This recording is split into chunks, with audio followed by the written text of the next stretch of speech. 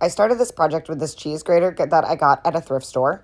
It was kind of beat up and rusty and not able to be used for food anymore, so I am going to paint it in a patriotic theme. So the first thing I'm going to do is take a piece of tape and run it around the whole center of the grater. I'm just going to wrap it around the whole thing. Once I have that tape all on, I am going to paint the top half of this with a dark blue. And I did 3 coats of the blue. Once I have that all painted, I'm going to peel that tape back up. And you can see I have a nice line. Then I'm going to take a piece of tape and run it along the blue to cover the blue up so that I don't get any paint on that. Next, I'm going to take some strips of tape and I'm going to run it along vertically through the whole cheese grater, one right next to each other, all the way around. And these don't have to be perfect. You just want to be able to have distinguished lines. They don't have to be perfect. This is going to be rustic looking anyway, and I did this all the way around the whole grater. Once I had it all the way around, I'm going to pull off every other piece of tape. As you can see, I accidentally got some tape and pulled up my blue paint, and I will fix that after. So now I'm going to paint every other stripe with the burgundy color. Then I am going to peel off the tape, other pieces of tape, and I'm going to paint those with an antique white. It's actually the color almondine. I posted a picture on my page of all the colors that I use on this project and most of my patriotic projects.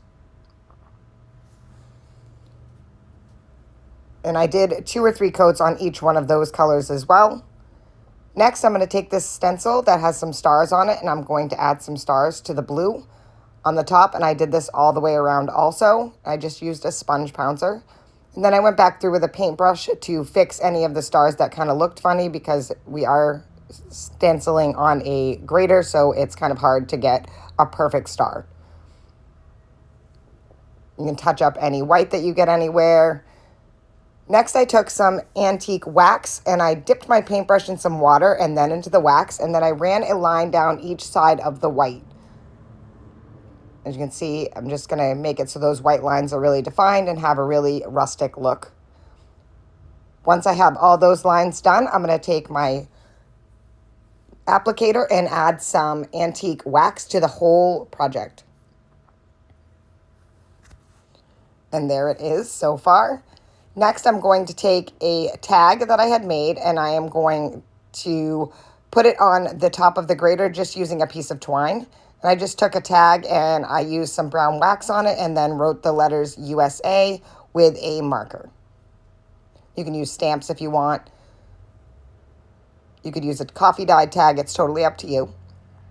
Once I had that on the handle, I'm going to take a piece of coffee dyed muslin. I'm going to run that through the hole that's in the tag and then wrap that around the handle also, and then tie it in a knot.